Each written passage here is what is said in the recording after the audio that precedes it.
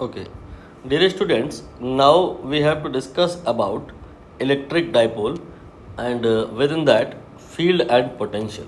Based on that we have two questions over here जो कि आपके एग्ज़ाम में आए हुए हैं, जिसमें से ये जो दूसरा वाला क्वेश्चन है ये थोड़ा सा मुश्किल है, इसको भी करेंगे बट बिफोर दैट मैं शॉर्ट में आपको थ्योरी ब्रीफ किए दे रहा हूँ।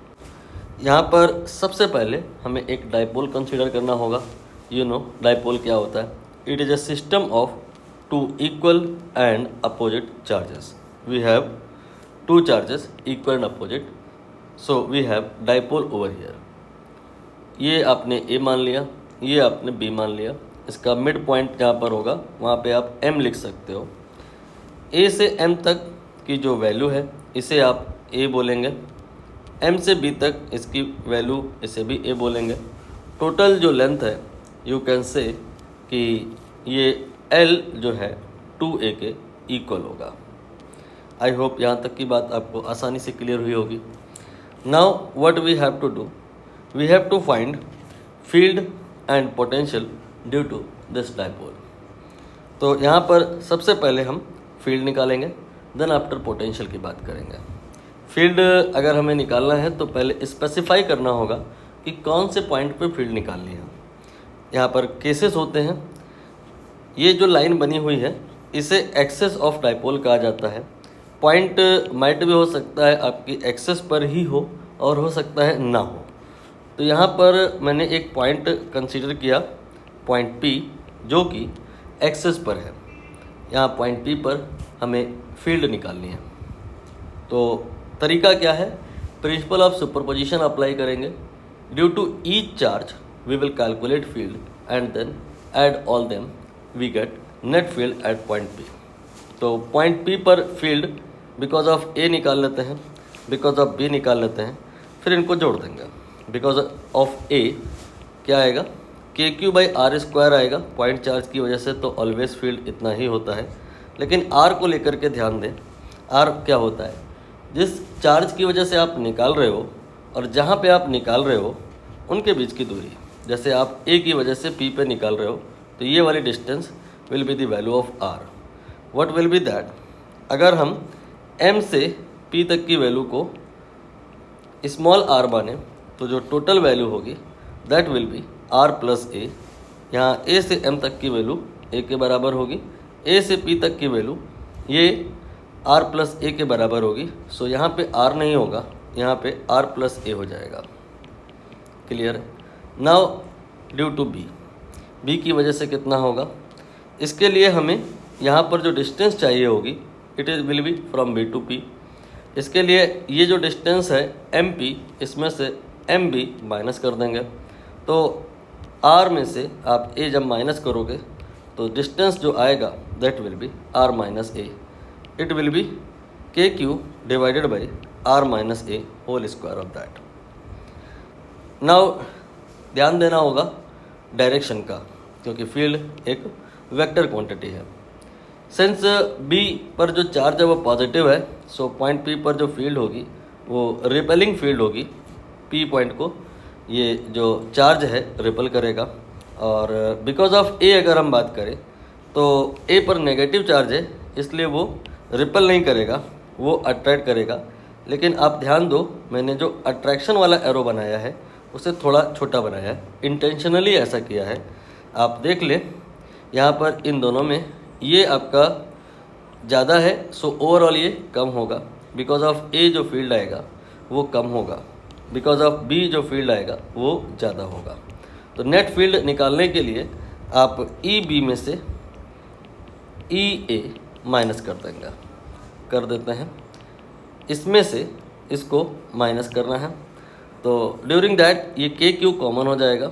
मैंने KQ कॉमन ले लिया। यहाँ पर R minus A whole square, यहाँ R plus A whole square. ये बात आपको आसानी से क्लियर हो गई होगी। नाउ अब हम इसको सिंप्लीफाई करेंगे तो ये आ जाएगा KQ, देन यहाँ पर R plus A whole square of that, then minus R minus A whole square of that, and here R minus A, R plus A and whole square of that. थोड़ी सी calculation यहाँ पर मुश्किल हो रहेगी। ये a प्लस बी का whole square और ये a माइनस बी का होल स्क्वायर, इनके फॉर्मूले होते हैं। आई होप आपको आते होंगे। आप अप्लाई करेंगे, सॉल्व करेंगे तो 2RA यहाँ से और 2RA यहाँ से, इन टोटल 4RA आ जाएगा in numerator. And here a plus B a minus B का फॉर्मूला लगेगा। ये हो जाएगा R square minus A square whole square of that. ठीक है, अब आप फॉर्मूले में सिमेट्री बनाने के लिए r की पावर 3 से डिवाइड करेंगे और मल्टीप्लाई करेंगे, तो यहाँ पे r की पावर 4 हो गया। नाउ ये जो आपका 4 है इसको आप 2 इंटू 2 लिखेंगे। अभी आपको समझ में आएगा ऐसा क्यों किया गया है। एक 2 को आप सेपरेट कर लेंगे, बाकी एक 2 जो है वो a के साथ मल्टीप्लाई होगा, 2a जो होगा वो q के साथ मल्टीप्लाई हो जाएगा। एंड देन जो रह जाएगा दैट विल बी r की पावर 4, एंड यहाँ पे जो रह जाएगा दैट विल बी r की power 3। And here we have r square minus A square whole square of that. ठीक है, अब आप ये जानते ही होंगे कि q into 2a, charge in magnitude any of the charge and separation in between them, जब मल्टीप्लाई करो तो वो p के बराबर हो जाता है, जिसे आप डाइपोल का डाइपोल मोमेंट कहते हैं। सो it will B 2kp divide by r की पावर 3। इस r की पावर 4 को आप r स्क्वायर का होल स्क्वायर लिख सकते हैं, और इसे यहाँ ना लिखने के बजाय आप यहाँ भी लिख सकते हैं। फिर इसको आप इसमें और इसमें अलग अलग डिवाइड कर सकते हैं, तो यहाँ पर जो आएगा that will be 1 minus A square by are square की पावर होल स्क्वायर। अगर a बाई आर को मैं n मान करके चलूँ तो ये अल्टीमेटली जो आएगा that will be 1 divide by 1 minus n square whole square of that. ये आपका डाइपोल का इलेक्ट्रिक फील्ड है। यहाँ पर उस क्वेश्चन का भी आंसर मिलेगा जो अक्सर पूछते हैं बच्चे कि जैसे यहाँ पे डाइपोल के लिए बुक्स में जो फार्मूला रहता है 2kp अपॉन आर क्यूब या kp अपॉन आर क्यूब, वो क्यों नहीं लगा सकते? उसका जवाब है कि यहाँ ऐसा नहीं गिवन है कि डाइपोल शॉर्ट है या लॉन्ग है। यहाँ पर मैंने ये जो फार्मूला निकाला है ये इसी बात को ध्यान में रखते हुए निकाला है। For all kind of dipole whether it is short और not, it will be applicable. But if dipole is short then what will happen? Dipole के शॉर्ट होने का मतलब क्या है, डाइपोल के छोटे होने का मतलब क्या है? ये जो आपका 2a है या यू कैन से a जो है वो कम है, और जो पॉइंट है जहाँ पर आप फील्ड निकाल रहे हो वो बहुत दूर है। इन दैट केस जो a बाई आर होगा, जैसे आपने n कहा था, वो a कम होने के चलते काफ़ी कम हो जाएगा। 1 से काफ़ी कम अगर हो गया है तो n का स्क्वायर, सपोज n की वैल्यू 0.01 है तो n का स्क्वायर 0.0001 हो जाएगी। इतना कम हो गया कि 1 में माइनस करने का कोई बेनिफिट नहीं है। दैट टाइम जो e होगा will be approximately equal to, इसको 0 लेकर के लिखेंगे तो ये 2kp अपॉन आर क्यूब आ जाएगा। आपने यहाँ पे नोटिस किया डाइपोल शॉर्ट अगर है we will apply that, otherwise this will be applicable. अब यहाँ पर हम फील्ड ही निकालेंगे, लेकिन नेक्स्ट जो केस है उसे डील करेंगे। यहाँ पर आपने पॉइंट P पर फील्ड निकाला है। ये पॉइंट कहाँ पर है? डाइपोल की एक्सेस पर है। ज़रूरी नहीं ऑलवेज यहीं पर हो, और भी पॉसिबिलिटीज़ हो सकती हैं। दूसरी जो पॉसिबिलिटी है we are going to talk about that.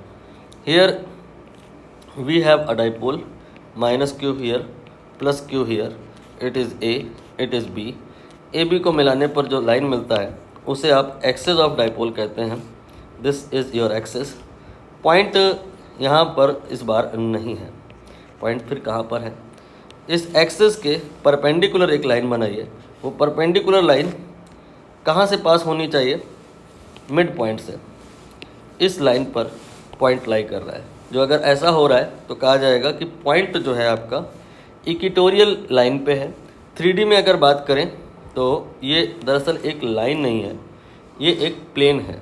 इस तरह की कहानी 3D में इमेजिन करी जा सकती है। तो ये 3D में अगर बात करेंगे तो ये एक प्लेन है। देन वी से कि जो पॉइंट है it is on equatorial plane. इसी इक्वेटोरियल प्लेन पर जो पॉइंट है उस पर हमें फील्ड निकालनी है। गिवन है इस पॉइंट P का पॉइंट M से डिस्टेंस। ठीक है, कैसे निकालेंगे? Again similar principle will be applied. We will calculate field because of A, we will calculate field because of B, then दोनों को जोड़ देंगे। जोड़ते टाइम ध्यान रखेंगे कि जो ये इलेक्ट्रिक फील्ड है ये एक वेक्टर क्वांटिटी है। बिकॉज ऑफ ए अगर बात करें तो फील्ड किधर होगी, it will be attractive in nature, so towards A. Now because of B अगर हम बात करें, it will be repelling, so away from B, like this. तो आपको समझ में आ गया ई ए किधर होगा, ई बी किधर होगा। अब बात आएगा इनका नेट किधर होगा। इसके लिए हमें इन फील्ड्स का कंपोनेंट करना होगा, कर लेते हैं। यहाँ पर जो आपका फील्ड बिकॉज ऑफ ए है उसका कंपोनेंट किया जा रहा है, ये कंपोनेंट हो गया जो डाइपोल की एक्सिस के पैरेलल है, और ये जो कंपोनेंट है ये एक्सिस के परपेंडिकुलर है। Similar doing will be with this, when you make the component along the axis of dipole and perpendicular to the dipole, what you will realize कि यहाँ पर ये जो डाइपोल की एक्सिस के अलॉन्ग कंपोनेंट है वो तो सेम डायरेक्शन में है, बट परपेंडिकुलर वाले कंपोनेंट ये सेम डायरेक्शन में नहीं है। तो ये आपके अपोजिट हैं तो कैंसिल हो जाएंगे, बाकी ये कैंसिल नहीं होंगे, ये जुड़ जाएंगे। इससे ये समझ में आ गया कि जो नेट फील्ड होगी definitely it will be in this way, like this. ये आपका नेट फील्ड हो जाएगा, ठीक है। अब यहाँ पर बात आएगा कि ये तो डायरेक्शन हो गया ना, वैल्यू कितना होगा इसका।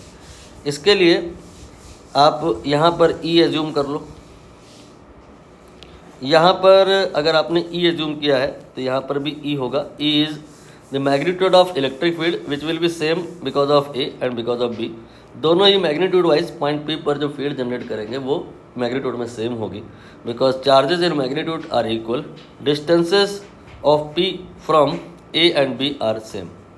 सो here we have E, here we have E, and we need total electric field which is in this way. For that we need component, तो कंपोनेंट के लिए कुछ एंगल भी मानने पड़ेंगे। आप यहाँ पर इस एंगल को थीटा मान सकते हैं।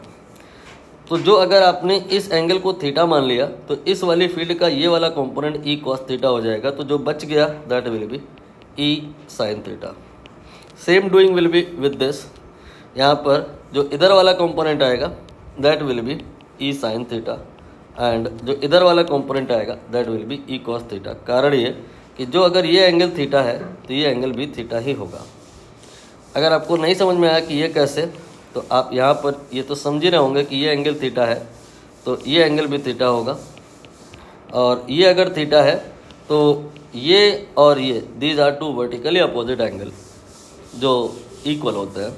सो यहाँ पर एंगल थीटा आएगा। तो ई का जो अलॉन्ग द डाइपोल कंपोनेंट है ई साइन थीटा होगा, और perpendicular component E cos theta upward, E sine cos theta downward, so they will cancel. तो इस पूरी कहानी को अब हम रिड्यूस करके शॉर्ट में लिखने जा रहे हैं।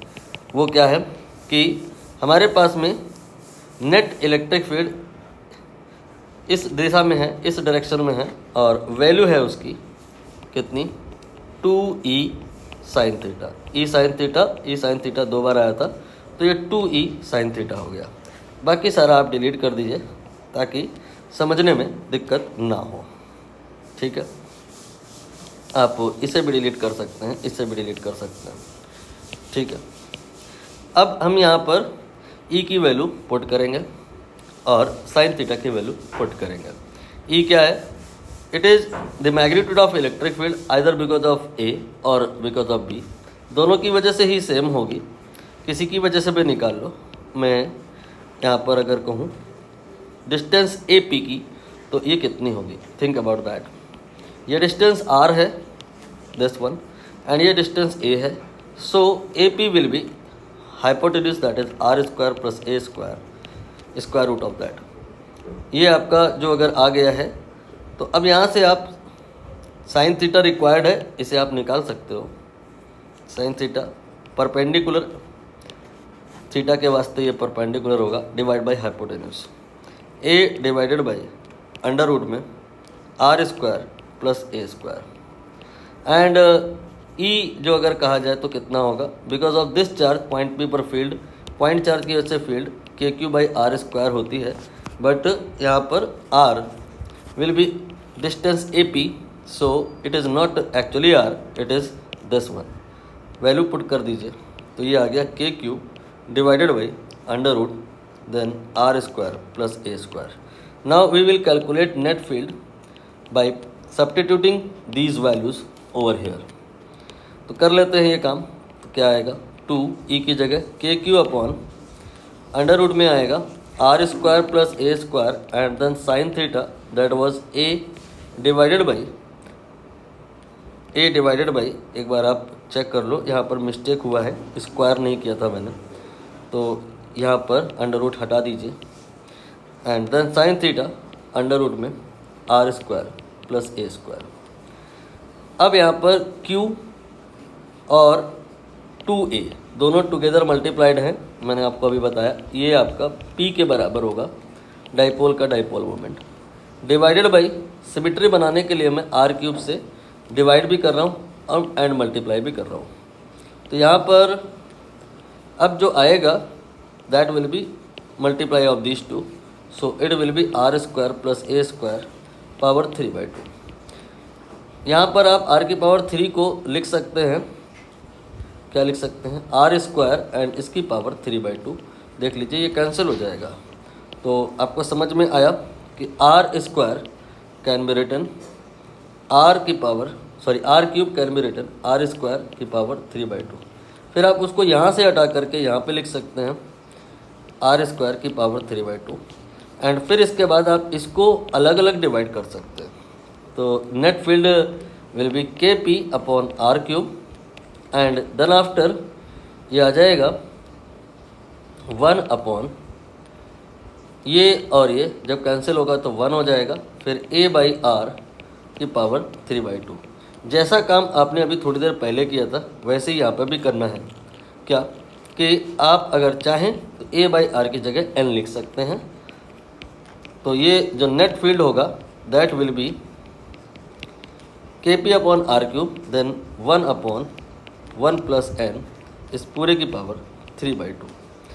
अब यहाँ पर आप क्या नोट पॉइंट देंगे कि ये जो फील्ड का फॉर्मूला आपने निकाला है इसमें कोई अप्रॉक्सीमेशन नहीं है, ये शॉर्ट डाइपोल के लिए भी वैलिड है एंड लॉन्ग डाइपोल के लिए भी वैलिड है, but if we are considering about short dipole then जो आपका a बाई आर आपने माना है n के बराबर that will be much less than 1। सो यहाँ पे जो n स्क्वायर है वो और भी कम हो जाएगा, सो n स्क्वायर 0 के बराबर हो जाएगा लगभग में। Net electric field in that case जो आएगा that will be k p upon r cube. आगे जो का फैक्टर है वो 0 हो जाएगा, यहाँ पर 0 हो जाएगा एंड 1 + 0 1 हो जाएगा। नाउ इस कहानी पर बेस्ड जो ये क्वेश्चन है पहले हम इसे कर लेते हैं, फिर आगे की थ्योरी की बात करेंगे। यहाँ पर आप देख रहे होंगे कि हमारे पास में 2 डाइपोल हैं, एक तो ये वाला और एक ये वाला, और यहाँ पर एक कोई टेस्ट चार्ज रखा जाएगा, तो कहा गया है उस पर कोई फोर्स नहीं लग रहा है।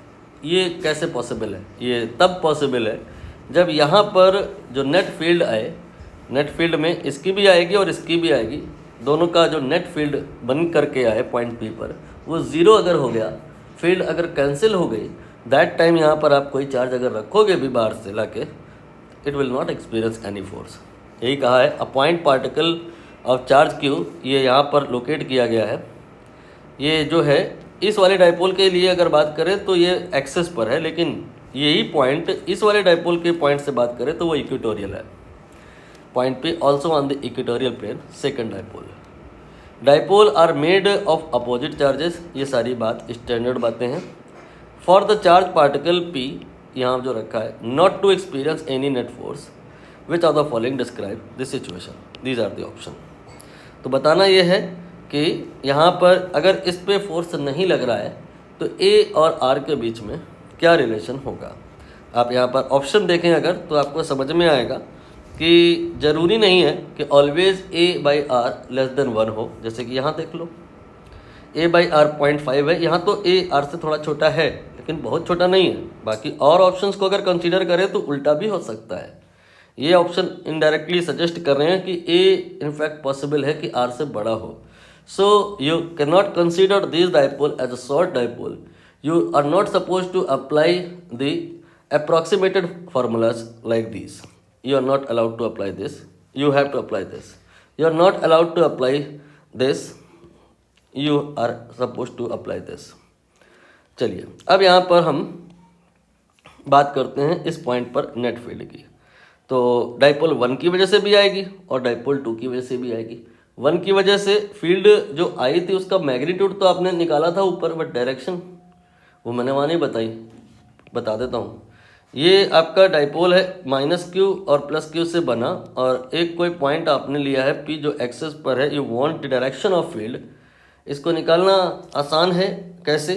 आपने जो प्रोसीजर फॉलो किया था वहाँ पर डायरेक्शन इनडायरेक्टली हिंट हो गई थी। इसकी वजह से इलेक्ट्रिक फील्ड की डायरेक्शन इधर थी, इसकी वजह से इधर थी, और ये वाली ज़्यादा थी तो नेट डायरेक्शन ऐसे आई थी। मतलब नेक्स्ट टाइम आप ऐसा याद कर सकते हैं कि इस पॉइंट पर जो फील्ड की डायरेक्शन होगी वो इसके अकॉर्डिंग नहीं, इसके अकॉर्डिंग होगी। तो यहाँ पर अगर हम इस पॉइंट पे बात करें, बिकॉज ऑफ दिस डाइपोल, तो जो फील्ड होगी वो +q के अकॉर्डिंग होगी। It will be in this वे। ये आपने बिकॉज ऑफ डाइपोल 1 फील्ड निकाला है। नाउ बिकॉज ऑफ डाइपोल 2 ये आपने यहाँ पे एनालाइज किया था। देख लीजिए डायरेक्शन कैसे बन करके आया था। माइनस से प्लस डायरेक्शन देखिए अपोजिट है। डायरेक्शन इक्वेटोरियल पॉइंट पर प्लस से माइनस की तरफ है, प्लस से माइनस की तरफ है। ये आपका डाइपोल है, ये प्लस है, ये माइनस है। डायरेक्शन फील्ड की यहाँ पे जो होगी बिकॉज ऑफ दिस, गैस करिए किधर होगी, प्लस से माइनस की तरफ होगी, यानी कि इधर से इधर होगी। तो आपको समझ में आया, ये डायरेक्शन हो गई। आप कहानी को और आसान कर सकते हैं, ऐसे आप कर लो कि ये -q हो गया, ये +q हो गया। इसकी वजह से डाइपोल की वजह से जो फील्ड लाइन्स हैं उनको बना लो। ये डाइपोल की वजह से फील्ड लाइन्स मैं बना रहा हूँ, आपने ज़रूर बनाई होंगी।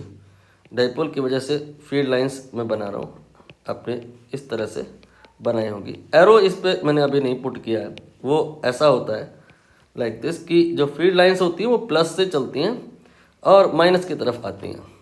तो आप देखो यहाँ पर एक्सियल पॉइंट पे ये आपका माइनस से प्लस की तरफ है फील्ड, जबकि इक्वेटोरियल पॉइंट पर अपोजिट हो गया है। तो यहाँ पर अगर हम फील्ड लाइन्स इमेजिन करें, it will be in this वे। तो इस फील्ड लाइन के अकॉर्डिंग पॉइंट पी पर फील्ड इधर को आ गई, और इसकी वजह से फील्ड लाइन अगर एक्सपेक्ट करें that will B of that kind.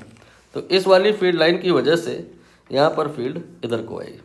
जो अगर कुछ सेटिंग इस प्रकार से बन गई कि ये दोनों ही field because of dipole 1 and dipole 2 cancel हो गई, देन व्हाट हैपन, यहाँ पे नेट फील्ड 0 हो जाएगी। फिर यहाँ पे आप कोई तीसरा थर्ड चार्ज या डाइपोल या टेस्ट चार्ज कुछ रखते हो, then what happen, it will not experience any force. Overall आपको समझ में आया कि हमें फील्ड बैलेंस करानी है। इसकी जो फील्ड है ये एक्सियल फील्ड है और इसकी जो फील्ड है वो इक्वेटोरियल है। दोनों के फार्मूले आप उठा लो, ध्यान देना, फार्मूले अप्रॉक्सीमेशन वाले नहीं, फार्मूले एग्जैक्ट वाले। ये आपका जो फार्मूला है ये एक्सियल वाला है, इक्वेटोरियल वाला कहाँ है, इसको आप यहाँ पर निकाले थे, ये इक्वेटोरियल वाला हो गया। दोनों को आपको बैलेंस कराना है। दोनों को जब आप बैलेंस कराएंगे, आप खुद सोचिए, अगर आपने अप्रॉक्सीमेशन वाला फार्मूला ले लिया, फिर जब आप इक्वेट कराओगे तो समथिंग यू रियलाइज कि एक कोई ग्लिच आ जाएगी। यहाँ पर अगर आप अप्रॉक्सीमेशन वाले फार्मूले ले लेते तो आप कहते कि 2p kp/r3, ये kp/r3 के बराबर होगा, तो फिर ये कैंसिल हो जाता, तो फिर आप बोलते 2 तो 1 के बराबर हो गया। तो ये अपने आप रॉन्ग मैसेज देगा if you will apply approximated versions of electric fields. So exact formula यहाँ पर अप्लाई किया गया है। Now you are in stage to cancel, so you get 2 divided by 1 minus n square whole square of that, it will be equal to 1 plus n square power 3/2। अब यहाँ पर थोड़ा सा मुश्किल हो जाएगा। क्या मुश्किल हो जाएगा? इस इक्वेशन को सॉल्व करना। यहाँ पर अगर आप जैसे कि सॉल्व करने की ट्राई करेंगे, you get equations which is not like quadratic equation, cubic equation मिल जाएगी। जैसे अगर आप यहाँ पर n की जगह साइन थीटा या कॉस थीटा कुछ रखें या टेन थीटा रखें तो भी दिक्कत आएगी कि आपको जो ट्रिग्नोमेट्रिक इक्वेशन मिलेगी वो ऐसी मिलेगी कि वो सॉल्व नहीं हो पाएगी। मैं यहाँ क्यूबिक इक्वेशन वाला वर्ड क्यों यूज़ किया था, मैं बताने की कोशिश कर रहा था कि ऑलवेज नॉट पॉसिबल कि इक्वेशंस के आप रूट्स निकाल पाओ, बिकॉज यहाँ पर हमारे पास में कैलकुलेटर या कुछ सॉफ्टवेयर्स होते हैं वो अलाउड नहीं है। ड्यू टू दैट, वो अगर अलाउड हो तो पॉसिबल है। देन एग्जैक्ट जब हम इक्वेशन को सॉल्व नहीं कर सकते तो हमारे पास चॉइस रह जाती है कि हम ऑप्शंस को ध्यानपूर्वक देखें और वन बाय वन चेक कर लें। वही करेंगे यहाँ पर a/r आप समझ रहे हो, भूले ना हो अगर, तो यही n को रिप्रेजेंट कर रहा है। मैं इस ऑप्शन को चेक करूँ अगर तो क्या होगा देखते हैं। यहाँ पे 20 रखना होगा तो ये 2 डिवाइड बाई 1 माइनस 20 का स्क्वायर, ये 400 आएगा। 400 में 1 माइनस करना कोई बहुत गुड प्रैक्टिस नहीं है, फ़र्क नहीं पड़ेगा। और 400 का स्क्वायर करेंगे तो ये 1600 आ जाएगा। जबकि अगर हम इधर पे बात करें तो ये 1 प्लस, यहाँ पे एक काम करो, पहले इस इक्वेशन को थोड़ा सा इजी वे में लिख लो ताकि इरिटेशन ना हो। 1 minus n square whole square of that will be equal to 1 plus n square. हमारा कंसर्न क्या था, किसी तरह से इस इक्वेशन को सॉल्व करना था, जो कि पॉसिबल नहीं था विदाउट मैथमेटिकल सॉफ्टवेयर या न्यूमेरिकल टेक्निक्स। न्यूमेरिकल टेक्निक्स आप लोग बीटेक में सीखेंगे, कहीं कहीं पे 3rd सेमेस्टर में, कहीं कहीं पे 5th सेमेस्टर में। ये सब अभी हमारे सिलेबस का पार्ट नहीं है। Due to that we have only a choice की ऑप्शंस को एक एक करके वेरीफाई किया जाए। यहाँ पर इस ऑप्शन को हम वेरीफाई कर रहे थे तो ये आपका 1 माइनस n स्क्वायर, 20 का स्क्वायर 400 माइनस 1 399, ये 400 ही हो जाएगा, ये 1600 आ जाएगा। और इधर अगर हम बात करें तो 1 प्लस 400, ये आपका 400 ही हो जाएगा। 20 का स्क्वायर की पावर 3/2, ये आपका 20 की पावर 3 आ जाएगा। ये 400 गुणे 20, ये बराबर नहीं आ रहा किसी कंडीशन में। ऐसे भी आप इमेजिन कर सकते हो कि a/r जो अगर आप 20 मान रहे हो तो ये n जो है 20 है तो n स्क्वायर और बड़ा हो जाएगा कंपेयर टू 1। सो यहाँ पर 1 को आप डिस्कार्ड कर सकते हो, तो इधर n की पावर 4 हो गया और इधर ये हो गया 2n की पावर हाउ मच, ये हो गया आपका 3। तो in case of these two options you can assume this equation is similar to that। a/r अगर आप केस बना के चलो, मान के चलो कि 1 से काफ़ी बड़ा है, इन दैट केस इस इक्वेशन को आप ऐसा मान सकते हो। दैट टाइम फिर जो n आएगा वो आप अगर निकालो तो वो 2 के बराबर आएगा। बट ये तो कंट्राडिक्शन हो गया, जब आपने कहा कि जो n है वो 1 से बहुत बड़ा है और सॉल्व किया तो फिर 1 से बड़ा अगर आता तो वैल्यू एक्सेप्ट कर लेते, अदरवाइज एक्सेप्ट नहीं करेंगे। तो आप यहाँ पर चाहे तो वैल्यू रख के देख लो, left hand side right hand side ये इक्वल नहीं आएगा, ना तो 20 के लिए आएगा और ना ही 10 के लिए आएगा। बाकी अगर आप इसको रख करके देखें तो कोई सेंस नहीं है इसको रखने का, कारण कि ये तो वैल्यू 1 से कम है। अब 1 से कम है, स्क्वायर करोगे तो 1 से और कम हो जाएगा, और फिर आप 1 में इसको माइनस कर रहे हो तो ये वैल्यू डेफिनेटली 1 से कम आएगी। Here something less than 1 is written and here 1 plus you are adding something, so it will be more than 1 and more than 1 की कोई भी पावर करो वैल्यू 1 से ज़्यादा ही होगी, और आपने 2 से मल्टीप्लाई कर दिया will be more than 2। So it is not possible कि any value which is less than 1 will satisfy this equation. So ये जो पॉसिबिलिटी है ये भी डिस्कार्ड हो गई। द ओनली पॉसिबिलिटी हियर जो आपके पास रह जा रही है वो ये, बाकी आप रख कर देखोगे तो एग्जैक्टली तो नहीं बट लगभग बराबर आ जाएगा। मैं एक करके दिखा देता हूँ। यहाँ पे 3 रख के देखो, 3 का स्क्वायर 9 माइनस 1, ये 9 माइनस 1 या 1 माइनस 9 ये 8 हो गया। 8 का स्क्वायर ये 64 हो गया। बाकी आप यही काम राइट हैंड साइड पे करिए। यहाँ पे ये 3 है, स्क्वायर करिए 9 हो गया, एक जोड़ दीजिए 10 हो गया, और 10 की पावर 3/2 10√10 यू कैन एक्सपेक्ट।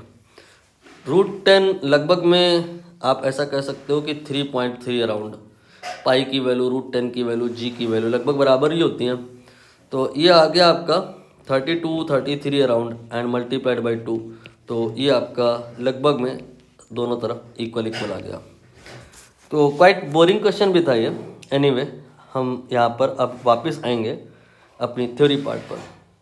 हमने अभी तक क्या कर लिया है, फील्ड बिकॉज ऑफ डाइपोल निकाल लिया है, 2 केसेस डील कर लिए हैं, एक तो एक्सिस पर निकाल लिया है और दूसरा हमने इक्वेटोरियल प्लेन पर निकाल लिया है। बाकी आपको और भी कुछ चीज़ें आनी चाहिए कि पॉइंट ज़रूरी नहीं कि ऑलवेज एक्सिस पर हो एंड ज़रूरी नहीं कि ऑलवेज पॉइंट आपका इक्वेटोरियल हो, जनरल बात भी हो सकती है। यहाँ पर -q है, यहाँ पर +q है, ये a है, ये b है, मिड पॉइंट m है, और यहाँ पर a से m वही सेम स्टोरी, बोर हो रहे होंगे आप, a इधर पे भी है। आपको इस बार जो फील्ड निकालनी है यहाँ पे नहीं निकालनी है, आपको जो फील्ड निकालनी है इक्वेटोरियल पे नहीं निकालनी है, जनरल बात हो रही है। जनरल बात का मतलब जो फील्ड आपको निकालनी है वो यहाँ पर कहीं पर पॉइंट है जो कि ना तो एक्सिस पर है और ना ही इक्वेटोरियल प्लेन पर है। सो इस पॉइंट का एंगल एग्जामिनर आपको बता देगा कि एक्सिस ऑफ द डाइपोल से ये एंगल कितना है, सपोज थीटा है।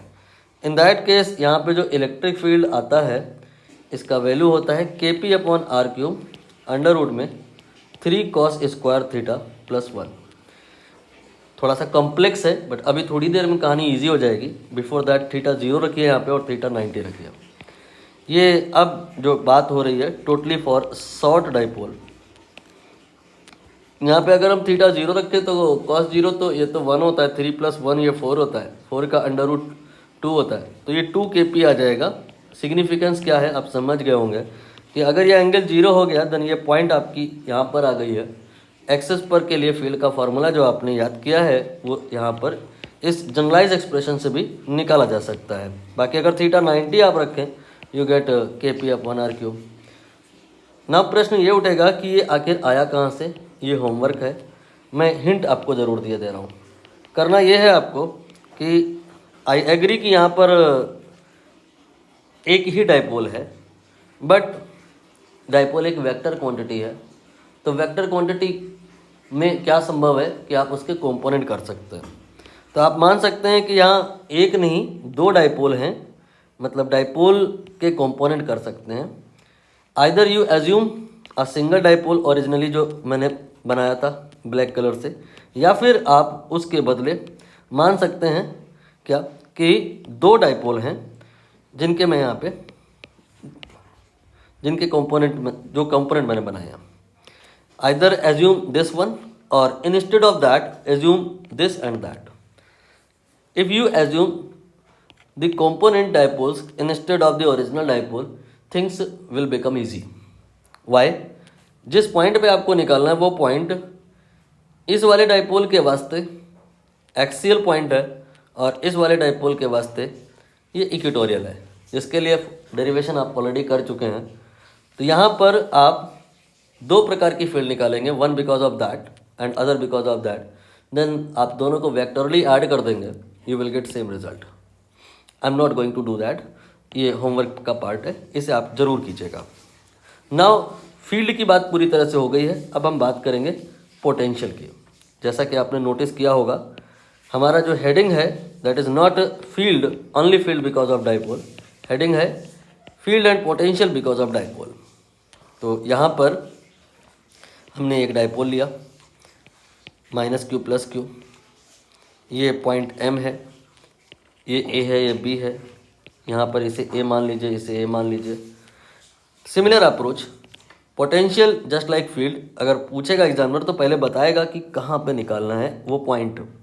वो पॉइंट आपका डाइपोल की एक्सेस पे भी हो सकता है और वो पॉइंट जो है आपका परपेंडिकुलर बाइसेक्टर पे भी हो सकता है या इक्वेटोरियल प्लेन पे भी हो सकता है, ये जनरल पॉइंट भी हो सकता है।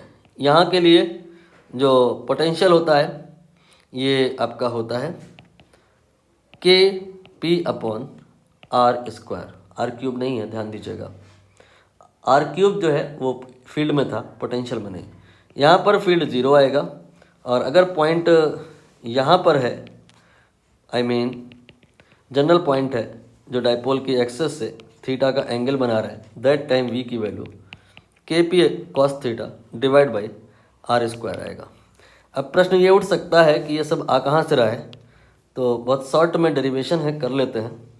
वी हैव कंसीडर केस 1 जहाँ पर पोटेंशियल निकालेंगे एक्सेस ऑफ द डाइपोल पर, minus Q plus q, and dipole के मिड पॉइंट से आर दूरी पे वैल्यू ऑफ द पोटेंशियल। तो यहाँ पर हम एक बार पोटेंशियल निकालेंगे बिकॉज ऑफ ए, एक बार पोटेंशियल निकालेंगे because of B, and then दोनों को जोड़ देंगे। बिकॉज ऑफ ए ये आ जाएगा K minus q divided by are plus ए।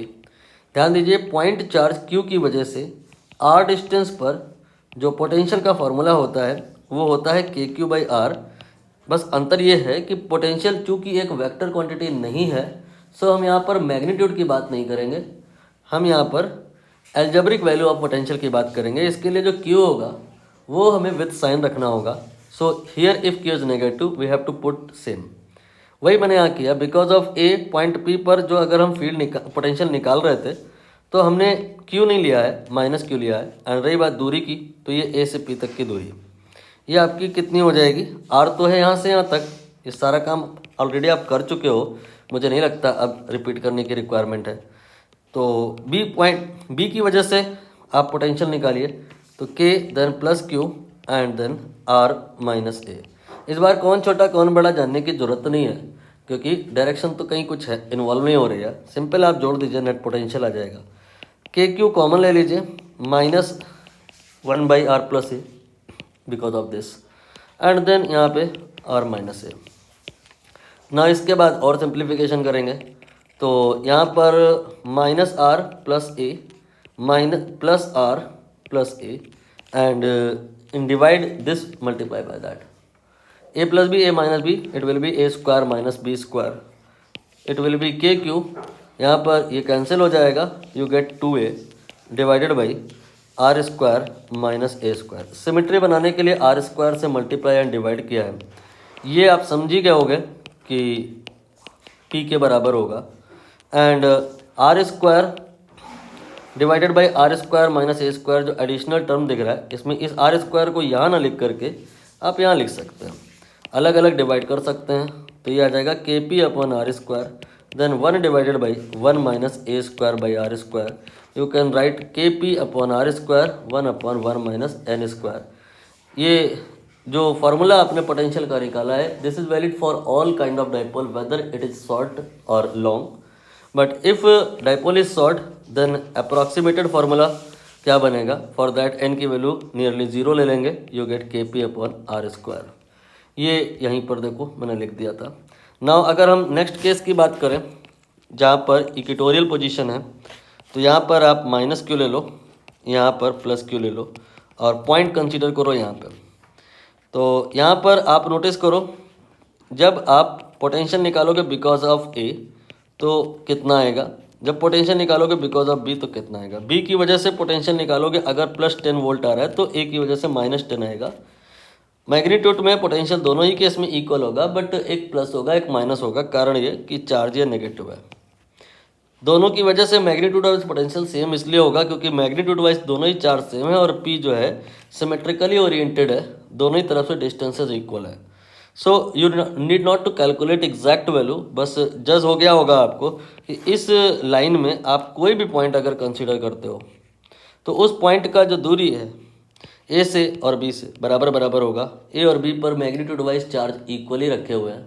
सो जितना पोटेंशियल बिकॉज ऑफ ए आएगा ऑन दिस लाइन, उतना ही बी की वजह से आएगा, बस अंतर पड़ जाएगा, एक प्लस आएगा एक माइनस आएगा, तो टोटल 0 होगा। तो यहाँ पर ऑलवेज पोटेंशियल 0 होता है, चाहे शॉर्ट डाइपोल हो चाहे लॉन्ग हो, इसीलिए देखो मैंने लिख दिया। रही बात ये कहाँ से आया, ये अगेन होमवर्क है, वर्किंग प्रोसीजर वही है।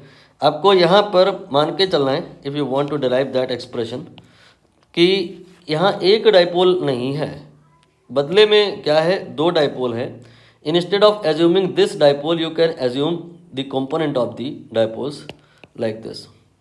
तो यहाँ पर ये तो एक लाइन में डराइव भी हो गया। ये जो पॉइंट है इसके वास्ते एक्सियल है, बट इसके वास्ते इक्वेटोरियल है। इक्वेटोरियल का जो पोटेंशियल होता है वो होता नहीं है, डिस्कार्ड कर दिया मैंने। सिर्फ इसका पोटेंशियल यहाँ पे निकाल लो, और ये अगर P है और ये एंगल अगर थीटा है तो P का ये वाला जो कंपोनेंट होगा that will B P sign theta, and theta के साथ वाला जो कंपोनेंट है that will B P cos theta. मतलब P कॉस थीटा की वजह से मुझे इस पॉइंट पर पोटेंशियल निकालना है जो कि एक्सियल पॉइंट है। एक्सियल पॉइंट की वजह से KP upon r square potential का फॉर्मूला होता है, बट P की जगह हम क्या ले लेंगे, P कॉस थीटा। ये डराइव हो गया। नाउ अब हम एक क्वेश्चन रह गया है, उसे भी कर लेते हैं। यहाँ पे कह रहे हैं कि सर जी एक ये डाइपोल है और पॉइंट A और पॉइंट B, ये दो पॉइंट हैं। A पॉइंट की दूरी और B की बराबर नहीं है, ये R है तो ये 2R है। यहाँ पर जो फील्ड एंड पोटेंशियल है वो E0 एंड V0 है। आपको पॉइंट B पर फील्ड एंड पोटेंशियल के बारे में बताना है। एक एक करके बात कर लेते हैं। पहले पोटेंशियल की कर लेते हैं। पोटेंशियल यहाँ पर 0 होगा, तो जहाँ 0 ना दिखाई दे वो तो आंसर डिस्कार्ड कर दीजिए।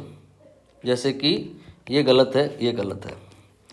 बस इलेक्ट्रिक फील्ड को गैस कर लो कि इलेक्ट्रिक फील्ड अगर A पॉइंट पर E0 है तो B पॉइंट पर कितनी होगी। एक्सियल पॉइंट है ये पॉइंट A और ये इक्वेटोरियल है। फार्मूले अलग अलग होंगे। A पॉइंट के लिए इलेक्ट्रिक फील्ड का formula that was E equal to, unless बताया ना जाए, आपको डाइपोल को शॉर्ट ही मान के चलना होता है, तो KP अपॉन R क्यूब होगा। नहीं, ये तो आपका जो फार्मूला है यहाँ पे लगता है KP upon R cube equatorial के लिए। यहाँ पे एक फैक्टर है 2 का। मतलब यहाँ की और यहाँ की फील्ड में जो अगर हम कंपैरिजन करें तो बस एक 2 का ही तो फैक्टर है। यहाँ पे फील्ड अगर 1 है तो यहाँ पे फील्ड 2 होगी, यहाँ पे फील्ड अगर 2 है तो यहाँ पे फील्ड 1 होगी, यहाँ पे फील्ड अगर E0 है तो यहाँ पे फील्ड E0/2 होगी। ये सही हो सकता था, पूछा भी गया है ये प्रश्न, लेकिन यहाँ पे नहीं सही है। जो अगर दोनों ही पॉइंट इक्विडिस्टेंट होते, ये R की जो वैल्यू है दोनों ही केस में अगर सेम होती तो यहाँ की field compare to that half होती है। लेकिन यहाँ आपका जो पॉइंट है केवल पोजीशन चेंज नहीं किया है, केवल डायरेक्शन चेंज नहीं किया है, एक्सेस से वो इक्वेटोरियल नहीं हुआ है, टुगेदर विद दैट उसकी दूरी भी बढ़ गई है। तो यहाँ पर आपको पूरा फॉर्मूला लगा करके अप्लाई करना होगा। E0 here will be 2 kp and divided by R cube, and here suppose E dash, then it will be what, kp, and R will be not R, it will be 2R. Put here 2R. You get kp divided by R cube additional factor 1/8, and यहाँ से अगर आप kp by R cube निकालें तो ये E0/2 आ जाएगा, और E0/2 in place of KP by R cube यहाँ पे आप अगर पुट करें तो फाइनली आंसर जो आएगा E0/8 नहीं आएगा, E0/2 भी नहीं आएगा। E0/2 तो तब आता जब डिस्टेंस चेंज ना होता और पॉइंट यहाँ से यहाँ चला जाता। E0/8 ये तब आता जब एंगल चेंज ना होता, एक्सियल पॉइंट एक्सियल ही रहता लेकिन डिस्टेंस डबल हो जाता। बट यहाँ तो दोनों ही काम हो गया, इसलिए 2 भी आ गया और 8 भी आ गया, एंड फाइनली आंसर E0/16 हो गया। आंसर आपको दिख गया होगा, ये रहा। ये डाइपोल के रिगार्डिंग, फील्ड एंड पोटेंशियल के रिगार्डिंग मैंने एक्सट्रीमली डिटेल में डिस्कस कर लिया है, इससे ज़्यादा रिक्वायर्ड नहीं है। अब डाइपोल के बारे में ही फिर से चर्चा होगी, बट दैट टाइम हम टॉर्क एंड पोटेंशियल एनर्जी या फोर्स एंड पोटेंशियल एनर्जी की बात करेंगे। डाइपोल की वजह से फील्ड एंड पोटेंशियल की बात नहीं करेंगे। फील्ड एंड पोटेंशियल किसी और की वजह से पहले ही प्रोड्यूस हो रखी होगी, उस फील्ड एंड पोटेंशियल में हम डाइपोल एज्यूम करेंगे तो उसमें टॉर्क लगेगा, तो उसमें पोटेंशियल एनर्जी होगी, उसकी बात करेंगे इन दिस वीडियो।